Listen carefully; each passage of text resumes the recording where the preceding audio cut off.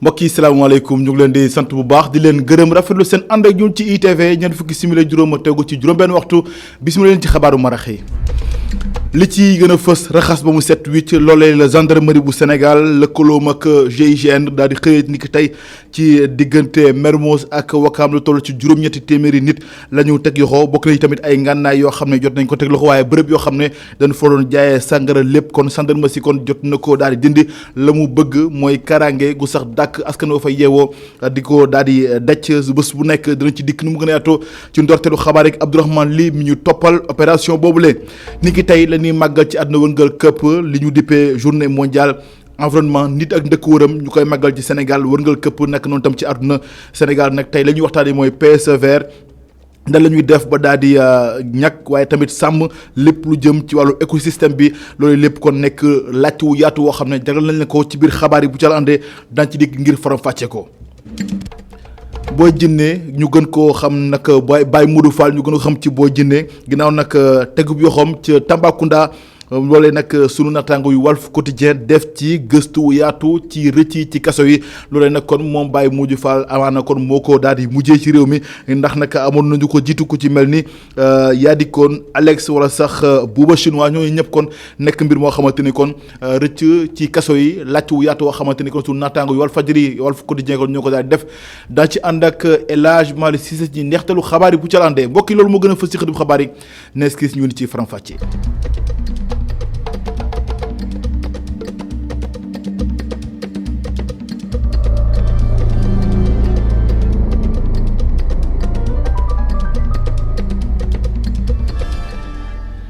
mbokk yi salaamaaleykum ñu ngi leen di sant bu baax di leen gërëm rafetlu seen ànd ak ñun ci ITV xabaaru mbarax yi des ko door ak lakk gi am ni ki biig ca mairie bu Sinthiou Malem ma nga nekk kon fële nga xam ne kon mooy sa Tambacounda ginnaaw gi nag bureau bu maire ba moo lakk ba defi doom siège yeeg document yeeg bureau bi lépp dara desatu fa moom nag maire bi ba ñu ko laajee di Mamadou Saliou Ba gën nañ ko laajee kon ci wàllu téléphone nee na mbir mi kon jëf la joo xamante ni kon mën na faat bakkan doomu aadama maanaam acte criminel la ba sax moom nee na ñàkkul mbiri kon dana fa clamé fa ma xam doone benn maanaam ab plainte lay jël ngal ko ci kaw alaxam du ñàkk dinañ ci dikkaat nu mu gën a yaatoo suñu yeneen jotaay xabaar bu ci àlleen ak suñu ndaw la fa Ousseynou Sow man ko junj ci ndorteel xabaar yi gendarmerie bu Sénégal ci lëkkaloom ak GIGN def liggéey bu am solo ni ko tey ci suba gi ndax dañu dem diggante Wakaam ak Mermoz lépp loo xamante nag ay bërëb la yoo xam ne ñu fa doon nekk ay def ko di ñaaw teef lañu la ñu njott waaye nag ngir askan wi nekk ci jàmm ak kaaraange gu sax moo tax lu toll nag juróom-ñett téeméer jot nañu teg loxo waaye tamit ay ngànnaay ak ñoo xamante ni nag dañ doon jaay ay sàngara ci ay baar yoo xamante ne ko fa daal nemeeku loolu lépp kon nekk mbir moo xamante ne ni opération la ngir rek kaaraange sax dàkk diggante mel moo jàpp Wakaam ñu ànd ci leeral ak Abdourahmane Ly mi ñu toppal opération boobule. gendarme yi dañoo wër zone bi gannaaw bu ñu dàqee ñëpp ñi fi nekkoon ay defkat yi ñaawteef ak képp ku fi dëkkoon ñu si ëpp yeewoowuñu Sénégal ñu ngi fii si ancienne piste bi fii ci Wakaam nga xamante ni si bu juróom benn waxtu si fajar jotee la ñu tàmbali opération bi muy waxtu gu ñu dugg si bërëb bi nga xamante ni nit yi si ay taxi yu ñu abandonné la ñuy fanaan wala lu ko gën a yées ay baraag yoo nga xamante ni fa la ñuy toggee fa la ñuy tëdd te foofee la ñuy demee gannaaw kër si mujjantal gi lu toll si juróom-ñetti téeméer ak juróom-ñaar fukk ak ñetti nit gendarmerie jàpp na leen ànd si ak waa LGI waa GIGN ak waa Sino Group. donc opération boobu li ko wund mooy fan yi yëpp dafa am ay citoyens yu ñuy wax ñuy saisir suñu unité yi di wax ni dañ leen di agressé à partir de 19h da ngay wàcc liggéey sonn yor sa alal ñu dogaale la nangu ko alors ñun bi ñu waxee loolu ñu xalaat ci liggéey ci ñu rendre compte suñu hiérarchie ba pare ñoom ñoo ñu autorisé ñu def opération bi nga xam ne def nañ ko tey. biñ ko defee jàpp nañu lu ëpp tuuti juróom-ñetti téeméeri nit ci juróom-ñetti téeméeri nit yooyu am lu xaw a jege ëpp tuuti ñeenti téeméeri góor ñetti téeméeri jigéen ak juróom-benn fukki xale. muy mbir bu dalal xelu Bouba Diop mécanicien la moom ak it ay moromam ñi ngi tëju ci benn woto client wam yi. dëgg la mbir mi tere na ko liggéey tey jii wante jàpp na ni mbir mi waroon nañu ko def bu yàgg ndax njëriñ li ci am. ñoo xëy si mais maanaam dafa am ay espèce ñoo xam ne ci biir lañ dëkk ñoo xam ne ay wéyu lañu ñun ñi liggéey mooñ tax ñun oto bu ñu ko fa gaaree sax boo xëyee da ngay ñëw fekk ñu dagg fii lii oto bu riche boo fa gaaree boo ñëwee doo ko fekkati gaare yi dagg amul sécurité mënoo fa denc ni da lay jox oto sa yow mécanicien yow da ngay nekk si risque moo tax tey bi ma ñëwee gis police gis gendarmerie sama xol dafa sedd parce que lii loo xam ne dafa waroon yàgg am la. ci brigade Wakaam nga xamante ni fa la ñu yóbbu ñu jàpp njaxare ngay seetlu ci kanam yi muy téeméeri nit yuy xalaat lu leen nar a xaar si ñu jàpp bokk na si ñi nga xamante ni tax der yi dañ doon leen wër te daan nañu leen présenter procureur loolee di leeralub kii jiite bi lépp opération. déjà liñ ci nemmeeku mooy am na gis nañ fa loo xam ne moom la ñuy waxee débit de boisson clandestin mooy ñi nga xam ne dañuy jaay sàngara te amuñu autorisation ba pare ci bërëb boobu jàpp nañ fa ay ngànnaay yu bëri ay paaka ay raskulu yi nga xam ne moom la ñuy jël di dogaale nit ñi donc yooyu yëpp jàpp nañ ko indi ko te ci nit ñi jàpp am na ñoo xam ne ñun dañ leen doon seet parce que dafa am ay njombe yu ñu defoon avant donc ñooñu bu ñu leen jàppee dina leen jébal procureur mais ñi nga xam ne ñeneen ñi bu ñu leen identifier bu fekkee amul dara lu ñu retenir compte ñoom dañ leen di bàyyi ñu dellu. topp gu ñoŋ loole la ñuy dëkkee ci boor bi di sàkku. Abdourahmane Ly jërëjëf maa la ko junj ci ndortelu xabaar yi tey nekk bés bu ñuy màggal ci àdduna wërngal këpp bés bu ñu jagleel wala nit ak ndëkkooram di pap ñu koy wax environnement Sénégal nag des ci gannaaw la mu samp ci waxtaan mooy PSE vert levier maanaam mbir la moo xamante ni mës na ko sukkandiku ngir mu ñoŋ waaye tamit fexe ba lépp lu jëm ci écosystème bi kon ñu daal di sàmmonteeg moom ngir rek nokk fi waaye itam dund fi nekk lu mucc ayib waaye nag jàppale ni loolee nag nekk na mbir moo xamante ni nag faw ñu jaaree kon ci li nga xamante ni moom ñuy dippee ñàng ak li nga xamante ni moom mooy wàllub mbay nekk nag mbir mu am solo woo xamante ni nag nemeeku nañ ko ca lycée Lamine Gueye bu Ndakaaru Pape Ibrahima Ndiaye moo dem seeti ndongo yi nga xam ne kon loolee kon la ñu daal di boole maanaam dañuy jàng waaye tam di mbay ci école ba reportage bu mu def ànd ci ak Souleymane Diallo. ci lycée Lamine Gueye daanaka lépp wala lu bari bokk ci wàllum alam bi lay yëngu fii boo fi yegsee da ngay sentir bu baax sensibilisation bi nga xam ne moom lañ ko jagleel waaye nag lycée bi dafa weesu lu jëm ci wàllum sensibilisation teg jëf yoo xam ne am na solo ci wàllum alam bi lu koy firndeel sax mooy jardin bi nga xam ne def nañ ko fii te mu jox ay résultats ci diir bu néew boo fi yegsee di nga fi fekk ay tomate batanse wala sax mbokk. te fii ñu taxaw ni nekkoon àll bu yàgg loolu àll boo xamante ni dafa bari woon garab mais àll boo xamante ni aussi ay samba booy dañ fi daan ñëw di fi def naka su dul noonu te yàlla def fii ay xale dañ koy fréquenter gis nga terrain yaa ngi nii Dakar Plateau CM yi amuñu terrain fii la ñuy nekk ñi ay xale yu ndaw ci biir lycée bi CM a ngi nii à côté donc loolu du loo xamante ni mën nañ ko ñun cautionner nekk ak moom dëkk ak moom parce que da nga war a yar mu leer la ni risque mi ngi toog ci sa wet kooku doo ko bàyyi ñu ne nag kon loolu nañu fexe forêt bi dañ. projet bi nag mu nekk loo xam ne ñu ŋànk école bi ñoo ko téye waaye xale yi ñoo ko dooleel lu koy firndeel sax mooy ñoom ñu taxawal benn comité am benn ministre bu ñu dénk wàllum alam bi doon benn mbir bu symbolique waaye nag mu nekk lu am solo ci moom ngir wëyal liggéey bi. te dañ ne étude ak travail. li ñi nga xamante ne mën nañoo jàppale après études yi ñi nga xamante ne bëgg nañ suivre wàllu agriculture dinañ ko mën a suivre sans problème parce que formation la ñuy def heure de pause yi la ñuy ñëw arrosé ñu defal ñu formation après ñu delluwaat ci classe yi. initiative bu ma gërëm la parce que da ngay xool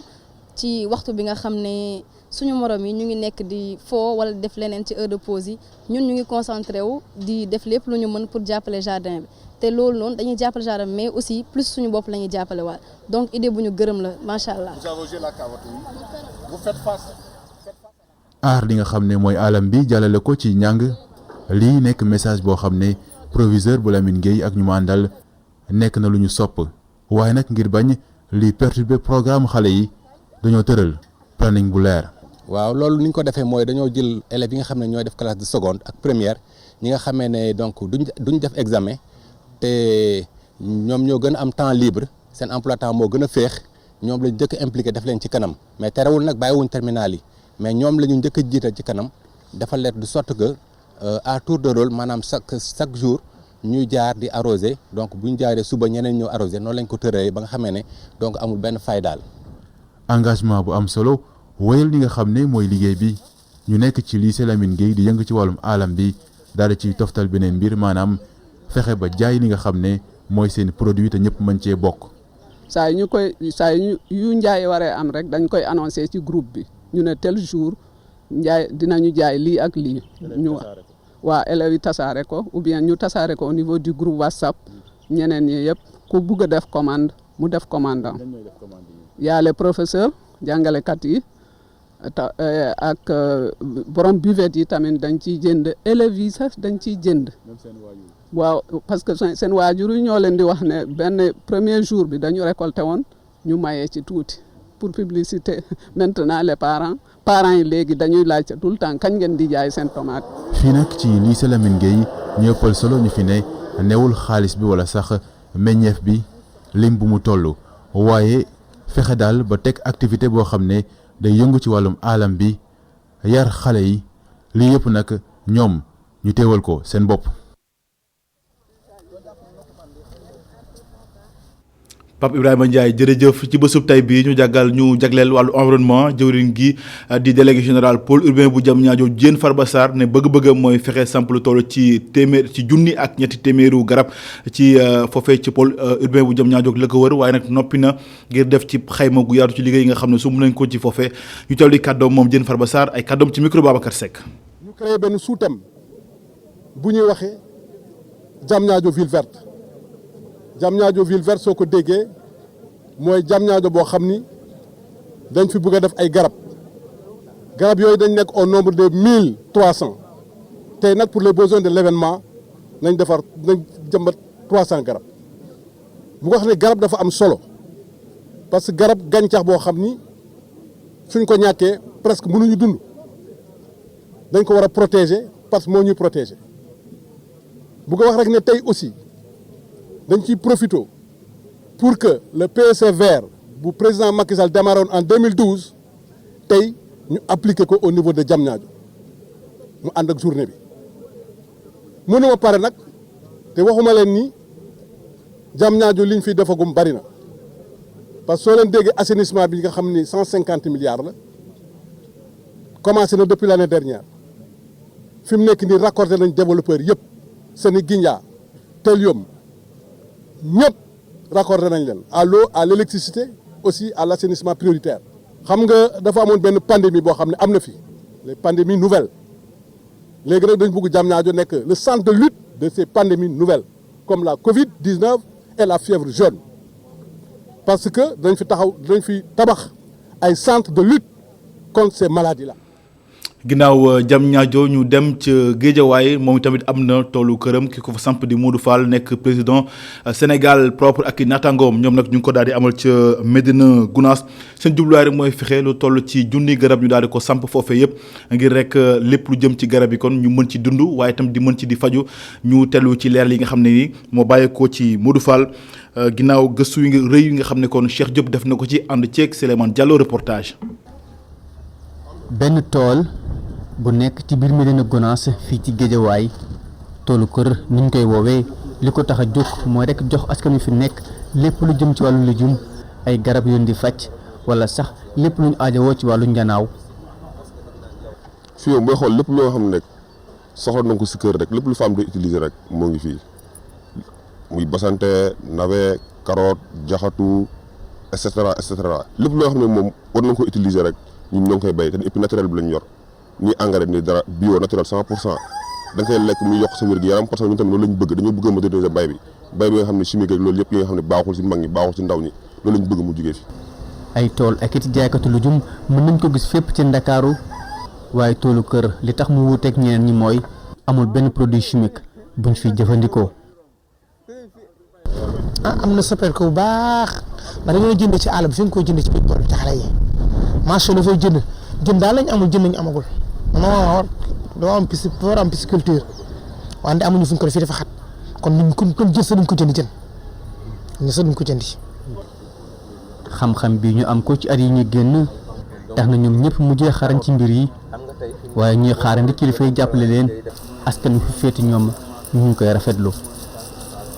waaw parfois dañ koy yóbbu si marché yi parfois tamit nit ñi ñooy ñëw mais parfois tamit fii lay yàqu parce que amuñu accompagnement quoi bu ñu amoon ay grande surface ak yenn affaires yi pour ñu mën leen a jaay suñu produit mais bon ñuy débrouiller suñu bopp di jaayal suñu bopp petit à petit. ndaw yi féetee ci quartier yi jege toolu kër bii saa su ne ñu ngi fii duñ fi jóge benn yoon. donc ce toolu kër combien d'emplois ils peuvent créer donc les gens qui travaillent et les commerçants qui viennent acheter du légume pour aller revendre donc tout ça donc ça peut avoir mais il fallait aussi nos autorités avoir l'esprit aussi de partage donc de venir descendre sur le terrain savoir ce qui se passe actuellement pour au moins aider donc leur quartier donc sur le travail que l'agence sénégalaise donc de la réforestation Grande Muraille Verte en train de faire. ñu ngi liggéey waaye bu ñu paree am na beneen jafe-jafe bu ñu jànkoonteel. comme fi solo ba léegi ay nit ñu bëri ñëw nañ fi pour bëgg am lu mel nii parce que ñoo xamuñu woon valeur tool mais actuellement fu ne la waaye jugee di ñëw pour bu bëgg am lii ñu bëri nag ñoo ngi si concentré wu mooy malheureusement suñu kilifa yi duñ liggéey jàppale ñu jeunes yi da leen di seetaan mais tey jeunes yi nekk fi yëpp par nañ pour bay espace bassin bi espace bi tëdd la ay milliards ñoo ngi fiy yàqu defuñu si dara te jeunes yi ñoo ngi fi di taxawal kenn liggéeyut agression yi bëri na lépp bëri na parce que jeunes yi gis ñu ki leen accompagner. toolu kër bi dina jàppale askan wi ñu mën a sax am lu ñu bëgg waaye te dina mën a may yenn ci ndaw ñi ñu mën a am liggéey. donc ci légumes yi am na batañse am na jaxute am na tamaate am na donc soo xoolee première plante bi donc ay plante médicinale moom moo fi nekk yoo xamante ni lépp loo xamante ni dafay indil nit ki jafe-jafe ci wér-gu-yaramam donc plante yooyu moom la ñu def fii pour kenn ku ci nekk di ko mën a jëfandikoo sans nga am muy am benn jeexital ci sa wàllu wér-gu-yaram donc à part tamaate bi jaxute bi batañse bi donc am na fi ay citronnier am na fi ay oranger am na ay mangue am na kanje donc produit yi ñuy gis ci marché bi yëpp donc mi ngi sir te ngir loolee mën a am faw rek kilifay gox bi am beneen taxawaay seen wet. xamante ni dañu xaw a néew doole gis nga création d'emploi weesuwul lu dul sunu autorités yi renforcer le système de toolu kër buñ ko renforcer benn toolu kër bu nekk lu mu néew day jël presque 50 à 100 personnes waxuma la 100 personnes yi muy jël mais source de revenu bi parce que ñiy liggéey ci tool bi ak ñiy ñëw di witti di dem jaayi ñooñu bokkuñu comprendre nga ñooñu ñëpp mën na créer ay emploi yoo xamante ni donc kenn ku ci nekk dina gis sa bopp te kenn du yàqal kenn kon. programme bu toll ci junniy toolu kër la nguurug Sénégal taxawal te it agence nationale bu réforestation bu Grande Muraille Verte nekk ca bopp ba bu dee bëri na ci gox yoo xam ne mbir yaa ngi tàggatéem bi fii ci Guédiawaye moom Modou Fall ak ñi mu àndal lu ñu mën rek ñu ngi koy def ngir askan wi mën na jëfandikoo ñam yu sell. Cheikh Diop jërëjëf ginnaaw bi ñu ko wootee loi bi ci assemblée nationale jëm ci xeex lépp lu jëm ci sachet plastique ak lépp lu mu aajo ginnaaw nag at waaye nag ba tey mbir mi France daal di xëddeen loolu nag tax ba njiitu Sénégal propre di naqarlu taxawaay bi nga xam ne jëwriñ gi daal dina ko amee waaye tamit leneen lu muy naqarlu mooy lu toll nag ci fukk ak juróom-ñaari tonnes yi nga xam ne ay plastique la te jëwriñ gi ne nag da ko fas yéene taal jëppee loolu lépp kon jàpp na ne kon lu muy naqarlu la Modou Fall moo ko daal di xamle ba tey ay kàddoom ci micro Cheikh Diop. bu ñu demee tey jii ba am loi bu gën ci loi yi ministre bi dox ci ay jéego yoo xamante ni ñëpp dañ koo rafetlu du début à la fin ñëpp dañ koo rafetlu parce que xalaatuñ ne woon ni mbuus mën na jóge Sénégal parce que loi bu njëkk bi dafa dëxëñ ne mbuus faible micronage moins de 30 microns loolu bi ñu génnee dañ koo bañ ba tëdd ci suuf mais bi loi bi ñëwaatee dafa dëxëñ lépp loo xamante ni luy plastique la rek mi ngi ci biir daf la concerné mais bu ñu amee mbégte mu mel noonu vraiment tey jii mu doon loo xamante ni dañ ciy remercier ministre bu baax ci jéego yi mu dox mais loolu tey jii bu fekkente ni tey ñi ngi def anniversaire ñu wane tous les modèles yi nga xamante ni mën nañ koo def sur le système de recyclage parce que loolu moo nekk ci texte loi bi jàppale ñi nga xamante ni ñi ngi nekk ci système de recyclage mais bu ñu gisee sunu ministre tey jël 17 tonnes yóbbu ko Sococim boyal ko yaakaar naa ni loolu gàcce la ci ñun en tant que environnementaliste en tant que écologiste defet la ci ñun. daanaka lu jege xaaju million ci tonnes yoo xam ne ay jën yu ndaw la boo sàggalee kon Sénégal dina daj ñàkkub jën loolu nag ñi ko daal di xamle mooy kuréel wii di Greenpeace ndax jàpp na ni kon jën yu ndaw yooyu kon ñuy napp te nag gaal yu mag yi di ko def ci géeju Sénégal yi ngir rek def ci diwlin wala sax ab farinu jën loolu lépp kon nekk jafe-jafe yoo xamante ni ñu ngi ko yëglu ci jamono ji nga xam ne ñu ngi màggal wàllub nit ak ndëkk maanaam environnement ñoom nag jàpp nañu nag fi lii for gu daal di mën a yëglu lu ko mooy nag kon Sénégal dina daj rawatina kon Afrique sowu jant dinañ daj ay jafe-jafe jëm ci wàllub jën kon daal danañ bëgg a lekk jën mu tëñu ñu teewlu ci leeral ak Cheikh Sana Fall.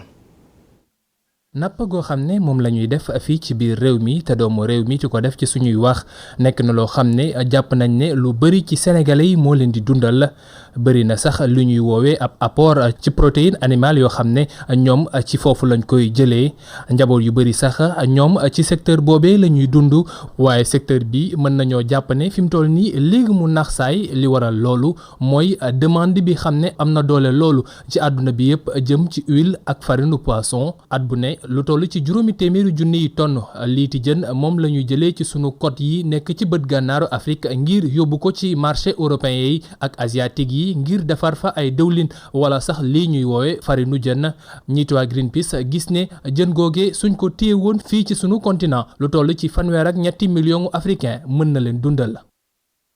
ne li ëpp ci farine boobu ñu ngi koy yóbbu ci dëkk yu mag yi ci nekk ci Europe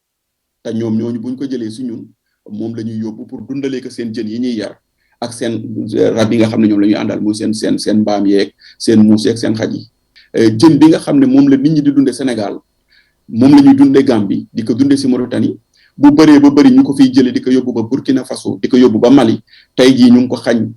population Afrique de l'Ouest yëpp pour dundalee ko ay mala pour dundalee ko yeneen jën te ñun bu dee suñu dëkk ñun nit ñi ñoo ko soxla.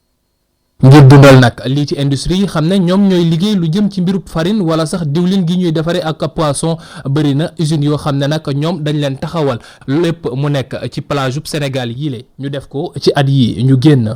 ku dëkk Sénégal xam nga lan mooy njëriñu keccax ak géej tey jii kenn gisatul keccax kenn gisatul géej lépp ñu ngi ko jël transformé ko def ko farine di ko jaay bitim réew beneen bi maa ngi dégg état du Sénégal ñu ne dañuy créer emploi dañu xëy mi dafa ñàkk ba ñu ngi créer emploi waaw bu dee da ngay créer emploi yu bees te yaa ngi def usines yoo xam ne ñu ngi rey emploi yu fi nekkoon est-ce que am na pertinence. nappkat ka koy jox gaal gi wala sax kay nekk ca booru géej gi wala keneen koo xam ne muy jël liiti jën yi ti ko yóbbu ci yeneen gox toll nañ ci 700 junni nit ñoo xam ne nar nañoo ñàkk seeni liggéey su fekkee ne sàmmuñu jën yi xam ne moom la ñooñee ci dundee.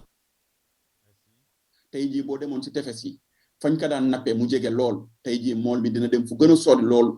dem di ko nappe ji fu gën a sori si ay kilomètres si biir géej te bu njëkk ba da daan xëy rek dem balaa 10 heures mu indi jaay am lu mu yóbbu si njabootam jigéen ñi jënd yóbbu si marché bi tey jii mën nga dem marché boo yebaloon sa soxna ñun ñëpp dund nañ ko Sénégal ku yebal sa soxna marché lim lay njëkk wax mooy marché neexul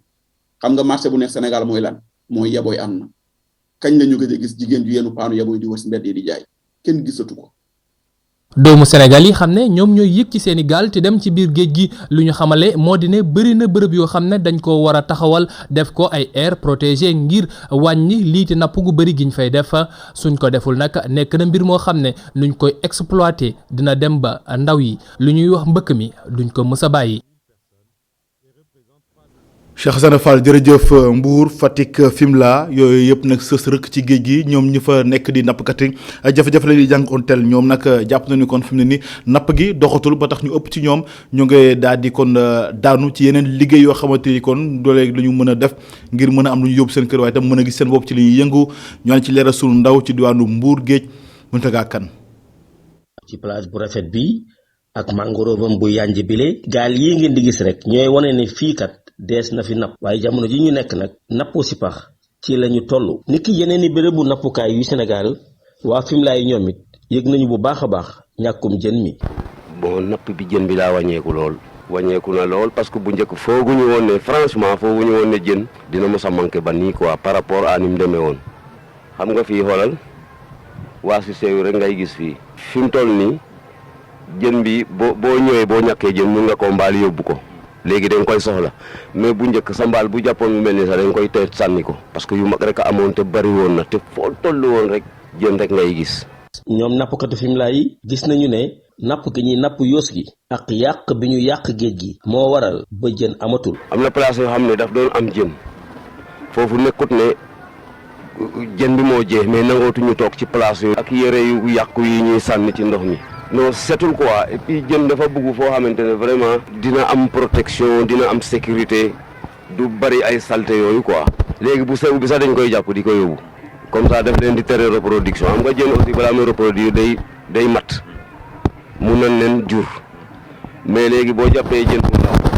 par exemple boo yóbboo yaay ji yóbbu papa ji yóbbu doom ji papa bu rucc ak yaay bu rucc rek moo mun a reproduire quoi après. ginnaaw nappum crevette mooli Fimela yi dañuy faral di yóbbu touristes yi ñuy doxantu ci biir dex bi. waaw dafa am ay période su dee heure bi noor bi ci sipax la ñuy gën a yëngu quoi crevette bi. bu léeg-léeg nga am client ñaar benn couple aksi rek proposé la ngeen joo fii ba fële bu ko neexee nga yóbbaale sa mbaal su la neexee nga yóbbaale ay kaan dem yéen du ñëw. moo ne de lépp yàqoogul ndax aire marine protégée bi nga xamante ni toppatoo nañ ko bu baax mën na tax ba jën bi ñëwaat bu baax comme na mu daan amee ci dex bi le mu dagaakan jërëjëf ginnaaw Mbour géej ñu dem ca Ndar géej ak convention bi nga xam ne mairie ba daal dina ko siife ak caisse de dépôt et de consignation ñoom nag lu toll ci ay milliards ku ñu jël ginnaaw xaatim gi bëgg-bëgg gi mooy samp ay marché yu bëri yoo xamante ne nii ci dëkk boobee di Ndar géej ñu ànd ci leeral sunu ndaw ci diwaanu Ndar Momar Alice Niang Mokhtar Seck. marché Santhiaba marché Pikine ak marché Tindiken dañu koy toj defaraat ko ba mu yees. loolee di am gannaaw xaatim gu ñu xaatim partenariat ci diggante commune bu Ndar ak caisse de dépôt et de consignation projet bi ñu xayma ko ci diggante juróom-ñett jàpp jëm fukki milliards ci suñuy koppar. yaakaar nañ ne lu gaaw la ñu war a def ci mbir mi ndax marché yi màgget nañu màgget boo xam ne dañuy bañ leneen tegu ci donc ndaxate monsieur le maire li mu ñu waxoon yëpp gis nañ ko nañu gaawantu def projet bi parce que lii wóorul donc loolu visité nañu benn terrain vague boo xam ni dañ ci bëgg a def reloger le marché de Pikine loolu aussi sawar nañ ci loolu waa CDC dinañ ci liggéey dañu suñu mbébét daal suñu calcul jàpp nañ ne entre 8 et 10 milliards bu ñu ko amee war nañu mën defar marché yi waaye loolu dinañ ci dem en profondeur parce que suñu équipe bi ñu ngi liggéey pareeguñu bu ñu paree incha allah dinañu wax aux Saint-Louisiens combien ça coûte et de manière transparente vraiment si lu leer ñu xool nu ñuy defee liggéey bi. jamono yi ñuy liggéey ñetti marché yooyu ndax du am jeexintal ci commerçant yi ak ci commune bu Saint-Louis. fu naa du am benn jeexital parce que du budget commune mooy tabax CDC dana ni koppar yi ñu seet nu ñuy waxtaanee pour tabax yi parce que marché aussi maanaam business la nu ñu koy tabaxee aussi lu ñuy wax ingénierie sociale dana jël loo xam ne en charge mooy acteurs yi ñu toog waxtaan. par exemple dañ tabax marché tey ñi génn ñu ciy li doon liggéey fan lañ leen di yóbbu ak nu muy tëddee daañ leen yóbbu fii fexe ba commencé tabax te du yàq seen liggéey dara loolu dañ ko waxtaanee ak acteurs yi waxtaan kaak nga xam ni ñoom ñu ngi ñuy accompagner moo xam ni CDC la mais aussi ak l'ADC nga xam dana am rôle bu mu ciy jouer bu am solo loolu du problème parce que loolu daañ ci trouver solution ak les acteurs. askan wi yewoo ci Ndar ñoom ñuy ñaan yàlla rek liggéey bi ñuy liggéey ñetti marché yi ñu def ko ci anam yu gaaw ndax mu bañ leen a indil ay tolof-tolof. Momar Alice Niang jërëjëf maa ngi ko junj ci ndorteelu xabaar yeeg rëcc ci kaso bi ginnaaw Baye Modou Fall Boy Djiné dugalit ci mim réew ndax ñu ngay fàttaliku yaa di koon Alex wala Bouba Chinois sunu naataango yu Walf Quotidien def ci xët wu yaatu mu ngi ci dikkaat ak ñun ak El Hadj Malick Cissé ci article de la semaine.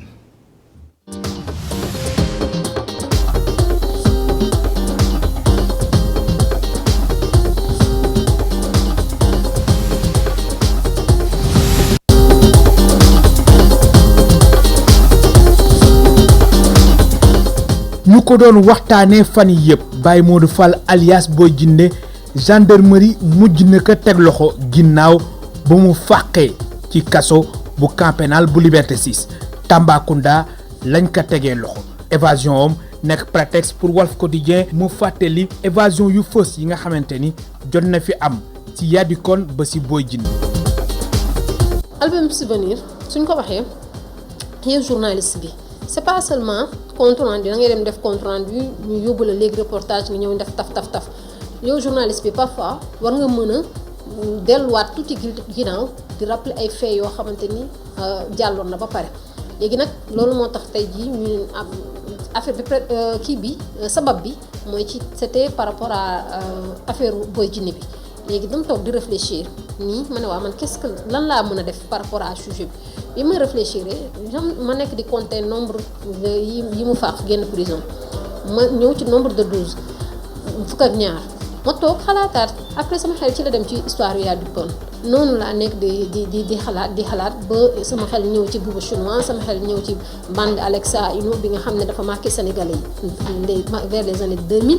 noonu laa ko def ba yegsi si bande des 4 ou des 5 parce que su ma fekkee dama jël Yadi Kon jël Bouba Chinois jël la bande Alexa Ino dama leen former def leen parce que man dama jàpp ne ñoom ñaar comme ay Cheikh Siamois lañu ay personnes yoo xam ne mën nañ leen def benn mooy tax nga boole ko Boy Djiné il forme les 4 yi nga xam ne dañu marqué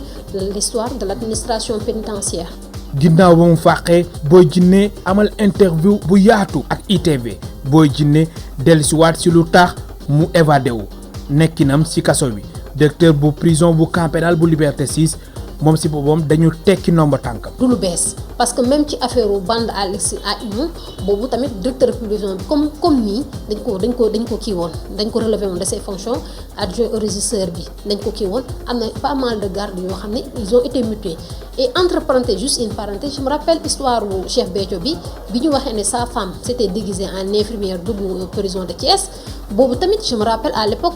il y a le régisseur Badafal boo xam ne il a été relevé de ses fonctions donc c'est pas des faits tout à fait nouveaux c'est des affaires qui ont eu à se produire ci affaire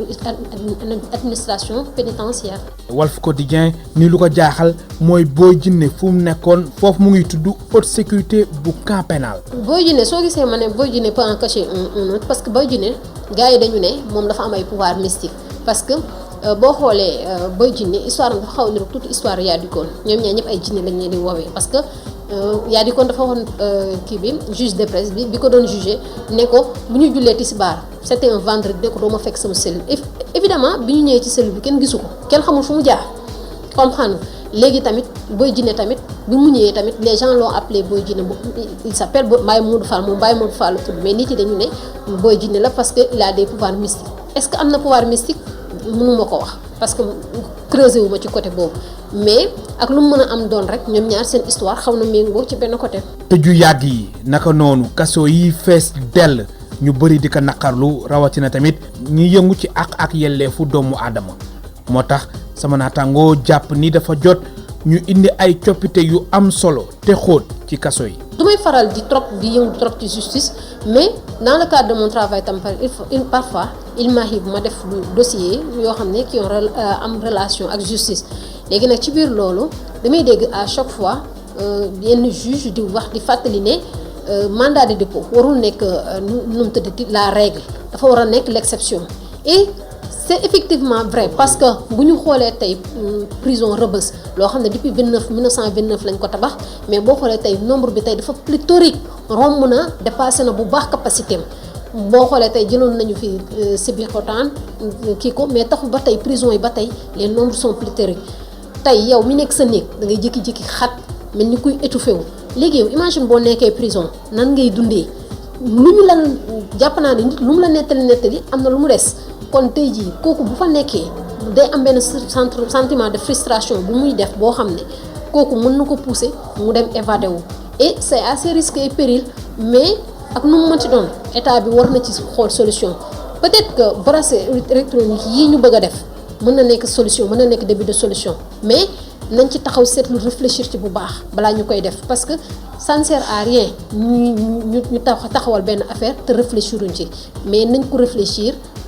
xool nan lañ koy jubbantee joyanti ko ba mu baax suñ ko joyantee yaakaar naa mën na nekk benn début de solution par rapport à ça. album souvenir Walf Quotidien loolu la fësal ci xëtam bu njëkk mu ñëwaat ci évasion bu Boy Djiné Bouba Chinois Alex ak Yadi Kon.